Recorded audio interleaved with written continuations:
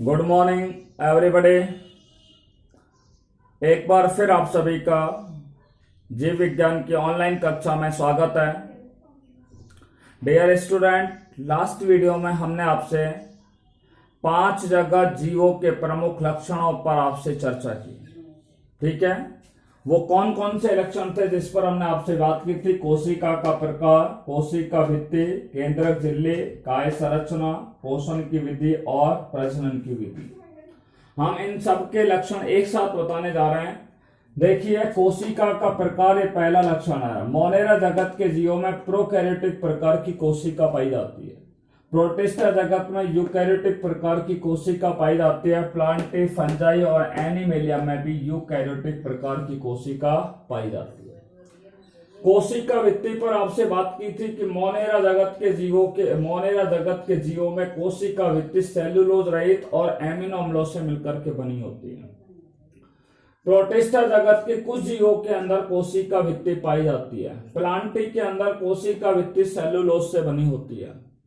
Fungi के अंदर कोशिका भित्ति किससे बनी होती है? काइटिन से बनी होती है। और एनिमेलिया के अंदर कोशिका भित्ति का अभाव होता है, कोशिका भित्ति नहीं पाई जाती है, केवल वहां पर कोशिका झिल्ली ही पाई जाती है। Cell membrane is found in animalia.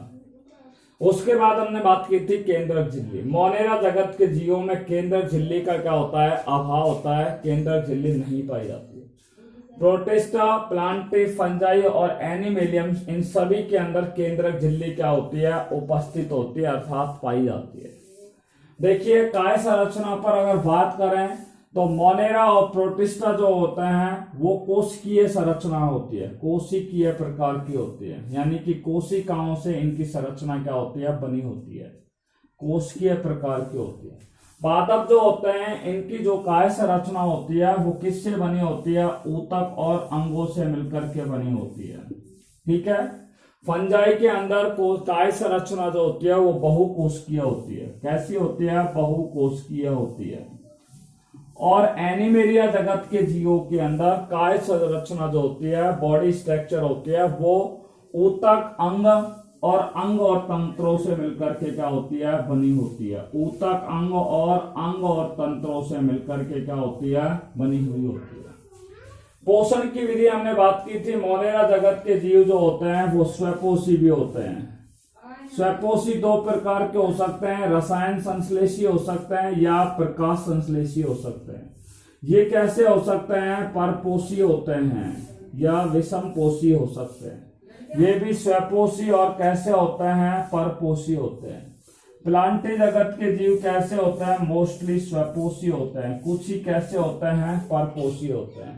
Fungi जो होते हैं वो कैसे होते हैं? परपोषी होते हैं। ये परपोषी 2 प्रकार के हो सकते हैं, परजीवी भी हो सकते हैं और मृतोपजीवी भी हो सकते हैं। एनिमेलिया जगत के जीव जो होते हैं वो कैसे होते हैं? परपोषी होते हैं। ठीक है। प्रजनन की विधि पर मैंने आपको बात की थी कि यहाँ पे मोनेरा जगत के जीवों में प्रजनन संयुग्मन विधि के द्वारा होता है।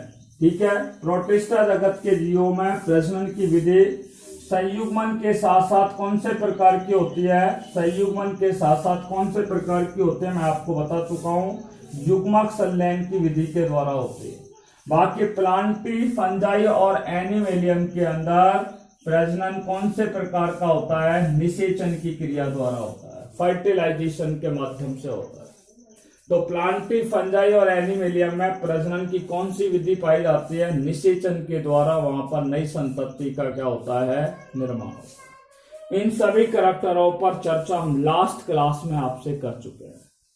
अब हम देखिए बारी बारी से एक एक जगत पर आर.एच. विटेकर के द्वारा दिया गया पंच जगत, ठीक है, कि सभी जगतों के बारे में हम यहाँ पर बारी बारी से क्या करेंगे? चर्चा करेंगे।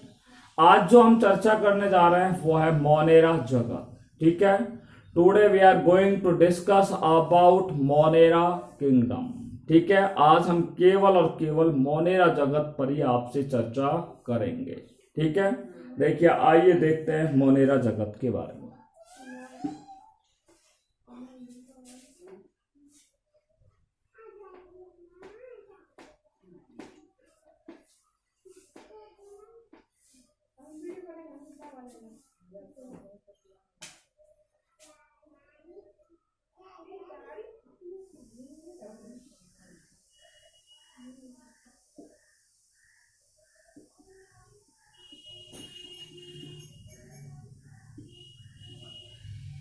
Lesson number second is going on continue hair.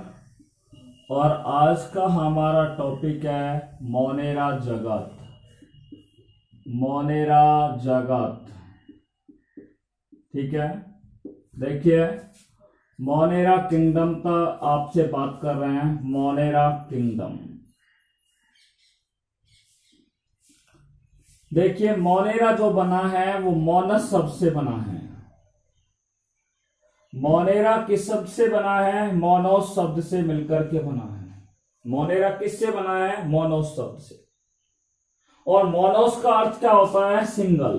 मोनोस का अर्थ क्या होता है? सिंगल। सिंगल का अर्थ होता है एक, अर्थात ऐसे जीव जिनका शरीर केवल एक ही कोशिका से मिलकर के क्या होता है? बना होता है। जिनका शरीर एक कोशिका से मिलकर के बना होता है वो मोनेरा जगत के अंतर्गत आते हैं। इसलिए हम कह सकते हैं मोनेरा जगत का पहला करैक्टर आपको पता लग गया है कि मोनेरा जगत के जंतुओं का शरीर कैसा होता है? एक कोशिकीय होता है, यूनिसेलुलर होता है।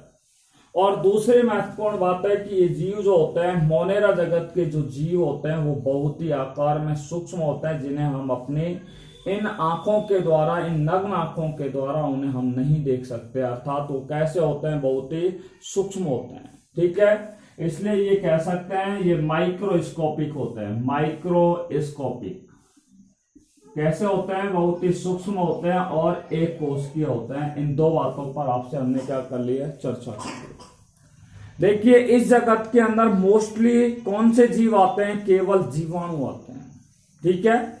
मोनेरा जगत में केवल कौन से जीव आते हैं? तो कौन आते हैं भैया? जीवाणु आते हैं, बैक्टीरिया आते हैं। मोनेरा जगत के अंदर कौन आते हैं? जीवाणु आते हैं, ठीक है। तीन बातें मैंने कर ली है कि मोनेरा जगत के अंदर जीवाणु आते हैं, मोनेरा जगत के जीव एक कोश के होते हैं और कैसे होते हैं? बहुत ही सूक्ष्म होते हैं, जिन्हें हम अपने इन नग्न आंखों के द्वारा उन्हें नहीं देख सकते।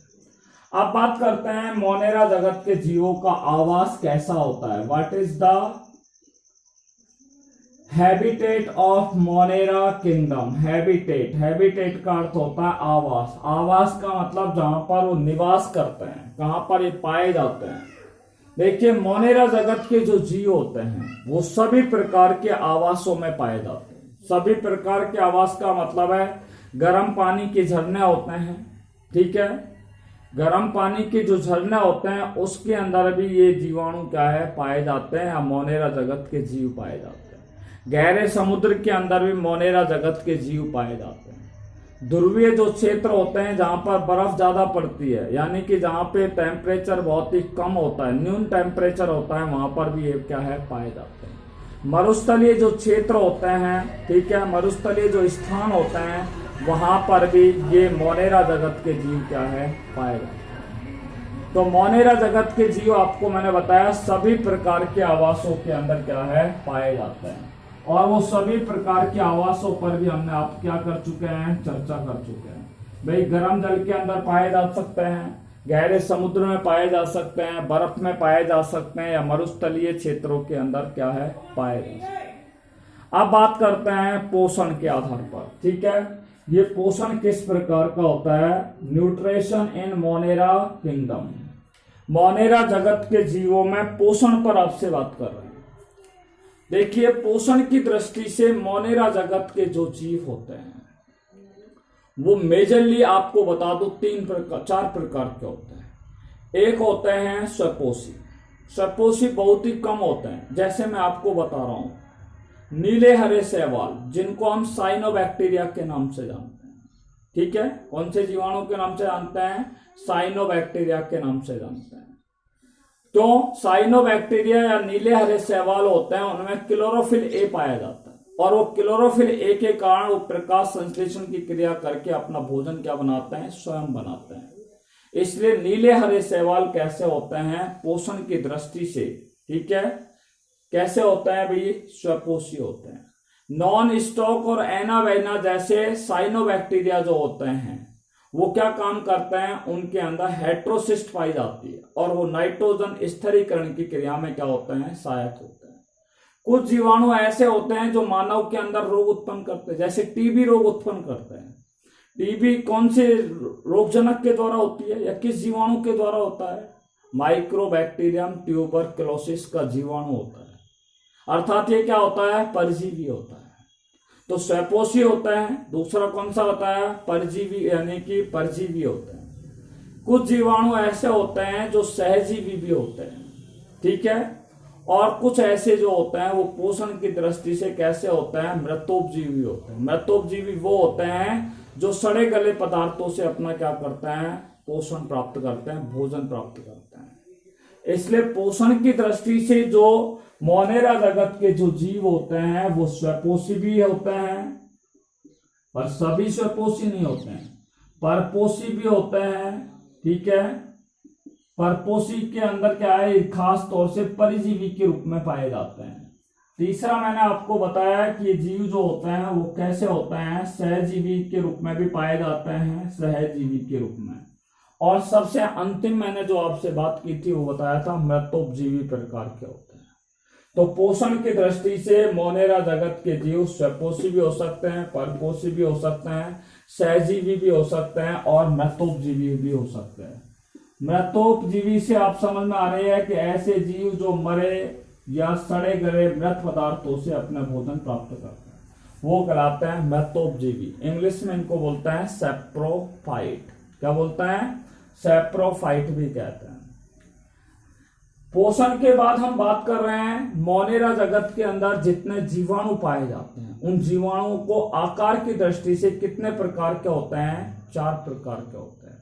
हम बात कर रहे हैं जीवाणुओं को आकार की दृष्टि से, ठीक है, प्रकार। जीवाणुओं को आकार की दृष्टि से कितने प्रकार के होते हैं, 4 प्रकार के होते हैं। जीवाणु आकार की दृष्टि से कितने प्रकार के होते हैं, 4 प्रकार के होते हैं। देखिए बात करते हैं जीवाणुओं के प्रकार के बारे में, ठीक है। जीवाणुओं के प्रकार, जीवाणुओं के प्रकार देखिए, type of bacteria, type of bacteria. जीवाणुओं को आकार की दृष्टि से कितने भागों में बांटा गया है, 4 भागों में बांटा गया है। जीवाणुओं को आकार की दृष्टि से कितने भागों में बांटा गया है, कितने प्रकारों में बांटा गया है, 4 प्रकारों में बांटा गया है। नंबर 1 पहला सुनिए, सबसे पहला होता है कोकस,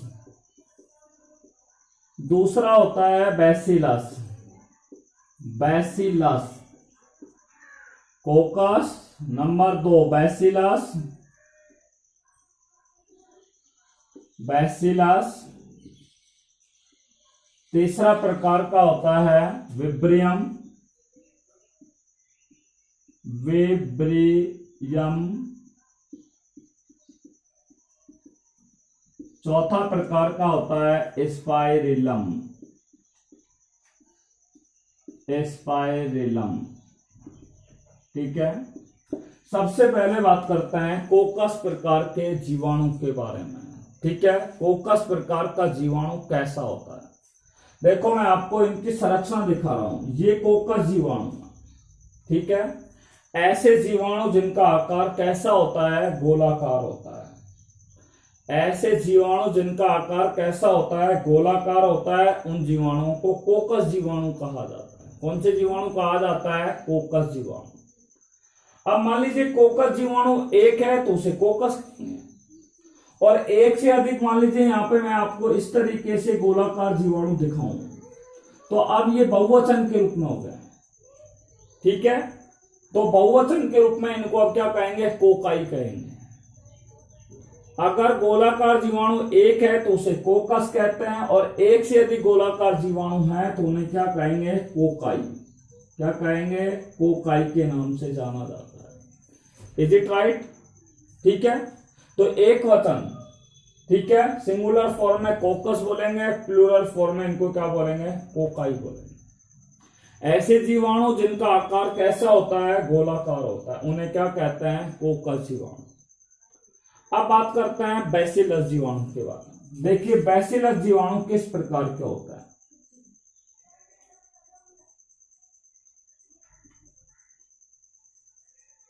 इस तरीके से बैसिलस जीवाणु होता है, आप देख लो। यानी कि जिनका आकार कैसा होता है, छड़ के आकार का होता है। ऐसे जीवाणु जिनका आकार कैसा होता है, रॉड लाइक स्ट्रक्चर होता है, यानी कि छड़ाकार संरचना के रूप में पाया जाता है। ऐसे जीवाणु जिनका आकार छड़ के आकार का होता है उन्हें बैसिलस जीवाणु कहा जाता है। कौन से जीवाणु कहा जाता है, बैसिलस जीवाणु कहा जाता है। अब वही मैं बात कर रहा हूं, अगर एक छड़ के आकार की संरचना आपको दिखाई दे रही है, ये जीवाणु की एक छड़ाकार संरचना है तो उसे कहते हैं बैसिलस। और एक से अधिक ये छड़ाकार संरचना के रूप में जीवाणु अगर हो तो उन्हें कहा जाता है बैसिलाई। क्या कहा जाएगा, बैसिलाई के नाम से उन्हें क्या है, जाना जाता है। ठीक है, यानी कि सिंगुलर फॉर्म में बैसिलस और प्लूरल फॉर्म में क्या कहलाएगा, बैसिलाई कहलाएगा। उसके बाद आता है विब्रियम। ठीक है, देखो विब्रियम में आप देख लो इस प्रकार के जीवाणु होते हैं।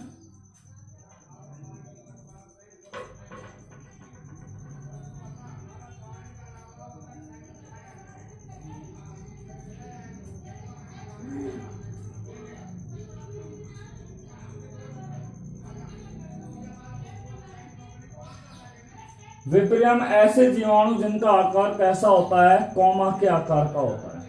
हम जैसे कॉमा लगाते हैं, ऐसे कॉमा के आकार की संरचना जो होती है उसे कौन सा जीवाणु कहते हैं, विब्रियम जीवाणु कहते हैं। ऐसे जीवाणु जिनका आकार कैसा होता है, कॉमा के आकार का होता है, कॉमा के समान होता है, उन्हें विब्रियम जीवाणु के नाम से जाना जाता है। आपको बता दूं, यदि एक कॉमा के आकार की संरचना ऐसी है तो उसे कहेंगे विब्रियम, और एक से अधिक कॉमा के आकार के समान जीवाणु अगर संरचना के रूप में है तो उन्हें कहेंगे विब्रियो। क्या कहेंगे, विब्रियो।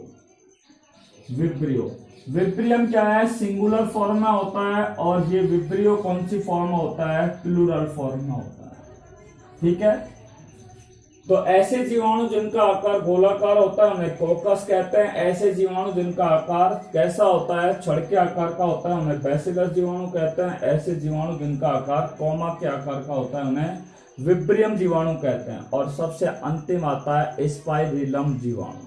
ठीक है, स्पाइरिलम जीवाणु मैं आपको दिखा रहा हूं, आप देख रहे हो इस तरीके की संरचना। ठीक है, देखिए ऐसे जीवाणु जिनके अंदर क्या पाई जाती है, इस तरीके से, ये कहलाएंगी कशाभिकाएं। ठीक है, और इनकी संरचना कैसी है, सर्पिलाकार हो। ऐसे जीवाणु जिनकी संरचना कैसी हो, सर्पिलाकार हो, उसे क्या कहते हैं, स्पाइरिलम प्रकार के जीवाणु कहते हैं।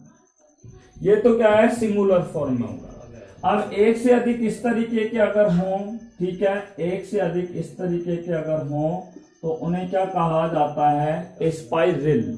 क्या कहा जाएगा, स्पाइरिल कहा जाएगा। ठीक है, तो जीवाणु जो होते हैं वो आकार की दृष्टि से चार प्रकार के होते हैं।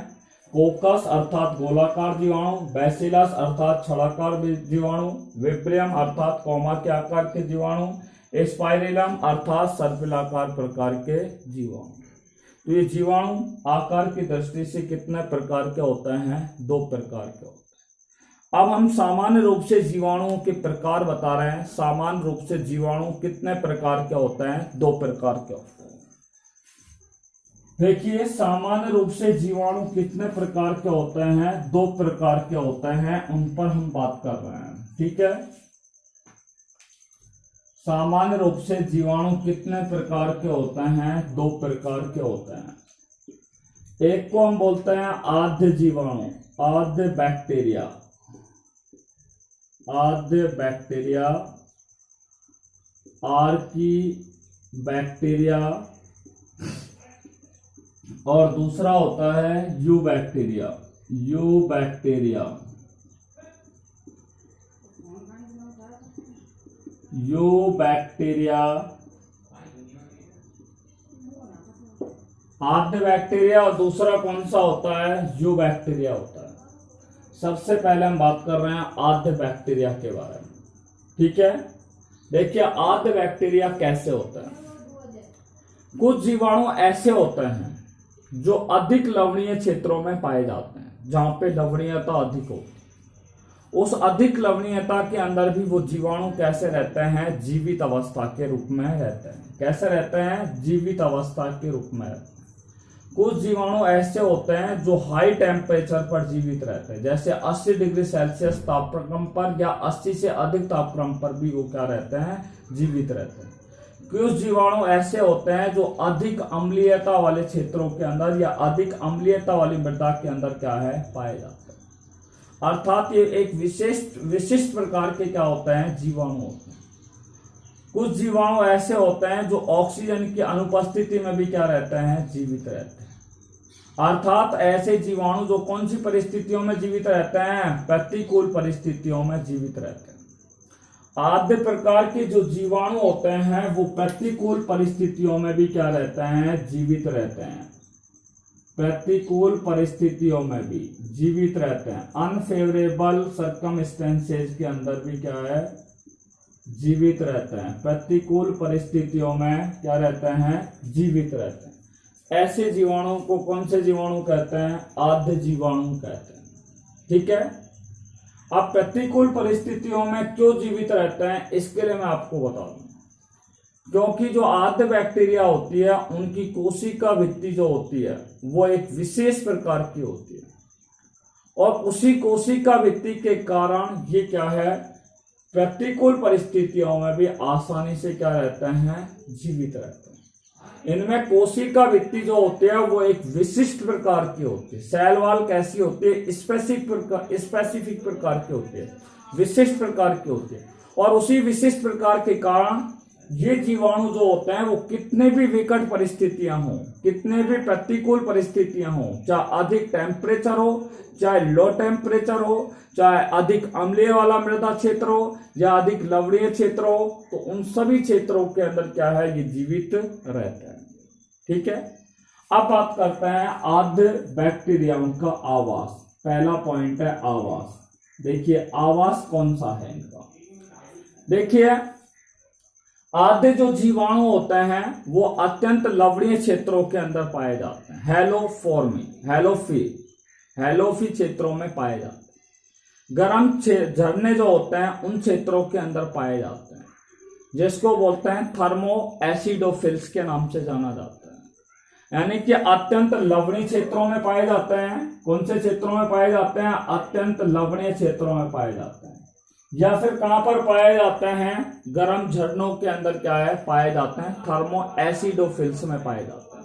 या फिर किस क्षेत्र में पाए जाते हैं, कच्छ क्षेत्र में पाए जाते हैं। कच्छ क्षेत्र वो होते हैं जहां पर मैथेन गैस क्या होती है, अधिक मात्रा में पाई जाती है। CH4 गैस क्या होती है, प्रचुर मात्रा में जहां पर पाई जाती है, ठीक है, वो कहलाता है मैथेनोजन। वैसे मैथेनोजन के बारे में मैं बता दूं कि कुछ ऐसे पशु होते हैं, कुछ क्या अनेक ऐसे रूमिनेंट पशु होते हैं जिनकी आहार नाल कैसी होती है, रूमिनेंट प्रकार की होती है। और रूमिनेंट आहार नाल जैसे गाय में पाई जाती है, भैंस में पाई जाती है। तो ये रूमिनेंट जो होती हैं, ठीक है, रूमिनेंट जो पशु होते हैं, ठीक है, जैसे गाय और भैंस, गाय और भैंस की आंतों के अंदर क्या पाई जाती है, मैथेनोजन पाई जाती है। और इनके गोबर के द्वारा क्या है, मैथेन गैस का क्या होता है, उत्पादन होता है, ठीक है। तो ये मैथेनोजन का मतलब है मैथेन गैस का क्या होता है, निर्माण होता है। CH4 का क्या होता है, निर्माण होता है। तो मैंने आवास के बारे में बात की थी कि आद्य बैक्टीरिया जो होते हैं अत्यंत लवणीय क्षेत्रों में पाए जाते हैं, गर्म झरने वाले क्षेत्रों में पाए जाते हैं, या कच्छ क्षेत्र जहां पर मैथेनोजन, ठीक है, पाई जाती है, उन क्षेत्रों में क्या है, पाए जाते हैं, ठीक है।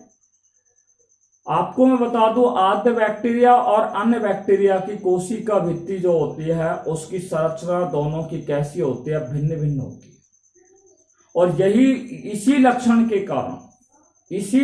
के कारण ये आद्य बैक्टीरिया जो होते हैं वो प्रतिकूल परिस्थितियों में भी क्या है, जीवित रखने की, अपने आप को जीवित रखने की क्या रखते हैं, क्षमता रखते हैं, क्या रखते हैं, जीवित रखने की क्या रखते हैं, क्षमता रखते हैं। तो इस प्रकार के होते हैं कौन से, आद्य बैक्टीरिया। ऐसे बैक्टीरिया जो प्रतिकूल परिस्थितियों में भी क्या रहते हैं, जीवित रहते हैं। अब बात करते हैं यू बैक्टीरिया के बारे में। देखिए यू बैक्टीरिया में क्या है कि इस प्रकार के यू बैक्टीरिया के अंदर ऐसे जीवाणु होते हैं जिनकी कोशिका भित्ति के चारों ओर, जैसे कोशिका भित्ति है, ये कोशिका भित्ति के चारों ओर एक विशेष प्रकार का दृढ़ आवरण पाया जाता है। कोशिका भित्ति के चारों ओर एक विशेष प्रकार का दृढ़ आवरण, ये कोशिका भित्ति है और इस कोशिका भित्ति के चारों ओर एक दृढ़ आवरण यहाँ पर पाया जाता है। ठीक है, इस प्रकार के जीवाणु कौन से कहलाते हैं, यू बैक्टीरिया कहलाते हैं।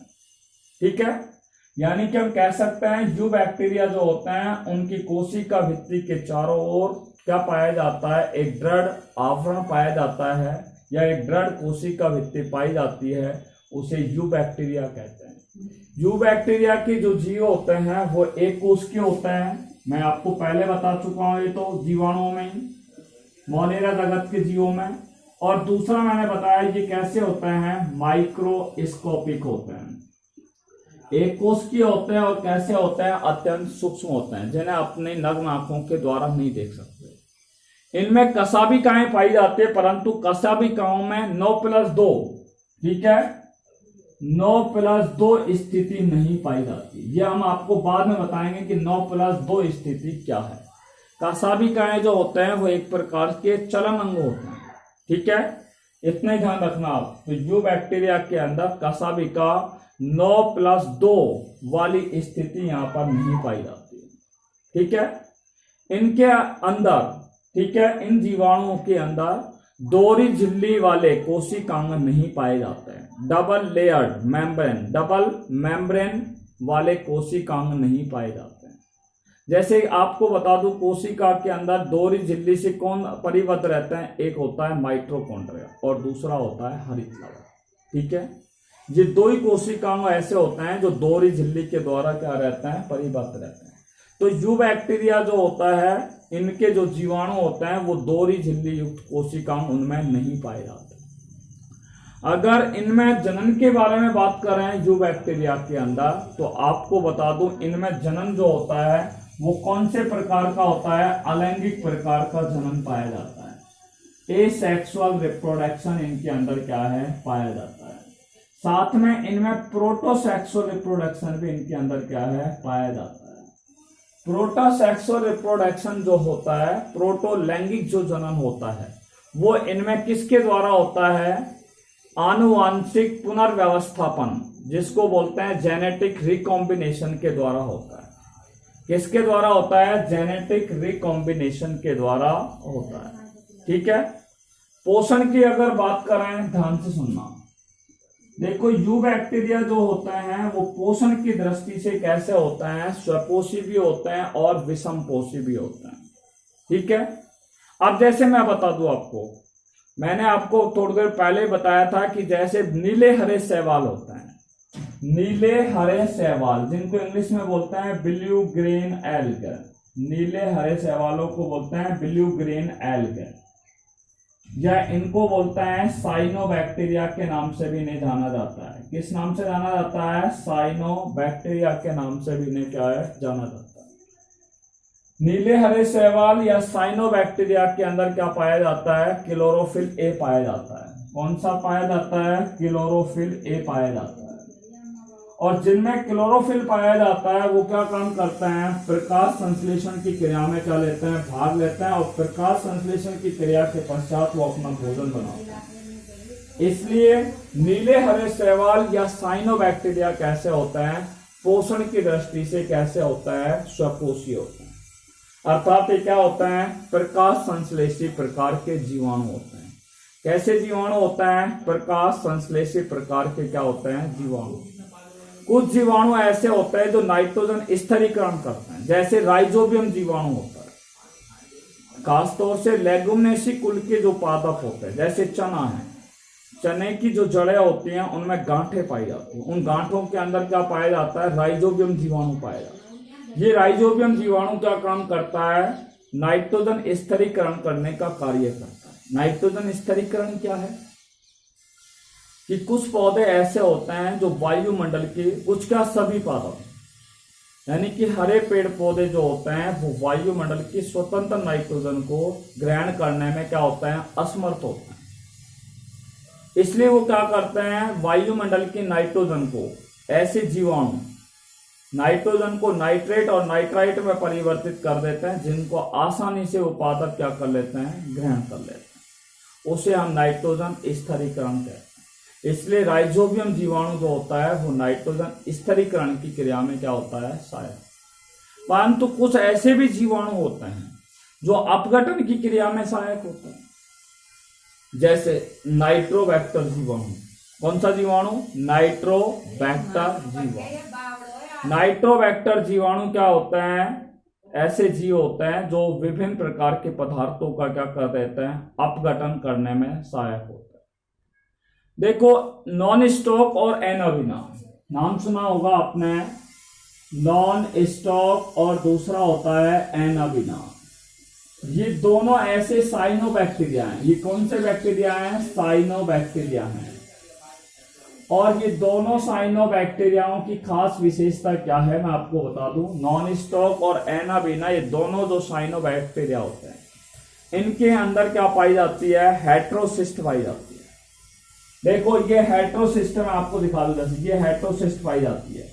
और ये हेट्रोसिस्ट क्या काम करती है, नाइट्रोजन स्थिरीकरण की क्रिया में क्या होती है, सहायक होती है। किसमें सहायक होती है, नाइट्रोजन स्थिरीकरण की क्रिया में क्या होती है, सहायक होती है। तो नॉन स्टॉक और एनाबिना के अंदर, ठीक है, ये ऐसे साइनोबैक्टीरिया होते हैं जिनमें हेट्रोसिस्ट पाई जाती है। और हेट्रोसिस्ट जो होती है वो नाइट्रोजन स्थिरीकरण की क्रिया में क्या होती है, सहायक होती है।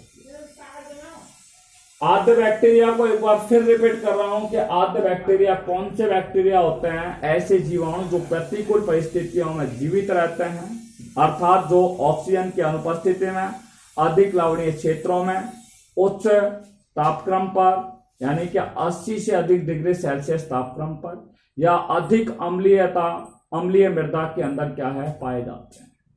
ये विशिष्ट प्रकार के क्या होते हैं, जीवाणु होते हैं। इनके आवास के बारे में बताया कि अत्यंत लवणीय क्षेत्रों में पाए जाते हैं, ठीक है, गर्म झरनों में पाए जाते हैं, या कच्छ क्षेत्रों में क्या है, पाए जाते हैं, ठीक है। आद्य बैक्टीरिया जो होते हैं वो अन्य बैक्टीरिया की कोशिका भित्ति की जो संरचना होती है, आद्य बैक्टीरिया और अन्य बैक्टीरिया होते हैं, उनकी कोशिका भित्ति की संरचना भिन्न भिन्न होती है। और इसी लक्षण के कारण ये प्रतिकूल परिस्थितियों में भी ये जीवाणु क्या रहते हैं, जीवित रहते हैं। आपको मैं बता चुका हूं कि मैथेनोजन जो होता है वो अनेक रूमिनेंट जंतुओं की आंतों के अंदर क्या है, पाए जाते हैं। और इनके गोबर के अंदर मैथेन का क्या होता है, उत्पादन होता है। ये मैं आपको बताया आद्य बैक्टीरिया। उसके पश्चात यू बैक्टीरिया में हमने बताया कि इनकी जो कोशिका भित्ति होती है उसके चारों तरफ दृढ़ कोशिका भित्ति क्या है, पाई जाती है। ये जंतु एक कोश के होते हैं, सूक्ष्म होते हैं, इनमें कशाभिकाएं 9+2 की स्थिति में नहीं पाई जाती है। इनके अंदर डबल, ठीक है, इनके अंदर दोहरी झिल्ली युक्त कोशिकांगों का अभाव होता है, ठीक है। इनमें पोषण कैसा होता है, स्वपोषी भी होते हैं और विषम पोषी भी होते हैं। स्वपोषी में मैंने उदाहरण बताया, नीले हरे शैवालों में क्लोरोफिल ए पाया जाता है, जो प्रकाश संश्लेषण की क्रिया करके अपना भोजन क्या बनाते हैं, स्वयं बनाता है, ठीक है। अलैंगिक जनन जो करते हैं, इनमें जनन की जो क्रिया है वो अलैंगिक भी होती है और लैंगिक भी होती है। परंतु लैंगिक कौन से प्रकार की होती है, प्रोटोसेक्सुअल प्रकार की होती है, प्रोटोलैंगिक प्रकार की होती है, ठीक है। देखिए, प्रोटोलैंगिक जो जनन होता है वो आनुवांशिक पुनर्व्यवस्थापन, जिसको इंग्लिश में बोलते हैं जेनेटिक रिकॉम्बिनेशन के द्वारा होता है, ठीक है। इसलिए अलैंगिक और प्रोटोलैंगिक प्रकार का जनन क्या है, इनके अंदर पाया जाता है, ठीक है। इसी के साथ मोनेरा जगत क्या हुआ, समाप्त हुआ। हमने आपको पहले ही बता दिया है कि मोनेरा जगत के अंतर्गत अधिकांशतः कौन आते हैं, जीवाणु आते हैं। और कौन से जीवाणु आते हैं, पृथ्वी पर जितने भी प्रकार के जीवाणु पाए जाते हैं, अर्थात सभी प्रकार के जीवाणु आते हैं। मोनेरा जगत में केवल जीवाणुओं का क्या किया जाता है, अध्ययन किया जाता है, ठीक है। इसी के साथ मोनेरा जगत समाप्त हुआ। नेक्स्ट वीडियो में हम आपको प्रोटिस्टा जगत पर आपसे चर्चा करेंगे। ठीक है, तब तक आप इन नोट्सों को, इन वीडियो को देखते रहें। Till then take care bye corona, be safe and be happy. Thanks very much.